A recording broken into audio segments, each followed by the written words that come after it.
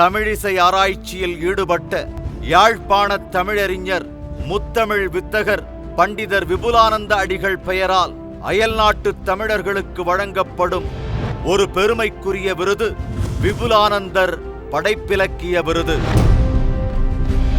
சொந்த மண்ணிலிருந்து மொழி இன உறவுகளை பிரிந்து அயல் மண்ணில் கிடைக்கும் உறவுகளோடு பண்பாட்டு நெருக்கடிகளுக்கிடையே விதிக்கப்பட்ட புலம்பெயர் மக்கள் வாழ்வின் அவலங்களை இழந்து கொண்டிருக்கும் மொழியின் தன்மையோடு சித்தரித்துள்ள அமெரிக்கக்காரி உள்ளிட்ட சுவருடன் பேசும் மனிதர், தாழ்பாள்களின் அவசியம், மயான பராமரிப்பாளர் போன்ற 16 சிறுகதைகளின் தொகுப்பு இந்த அமெரிக்கக்காரி.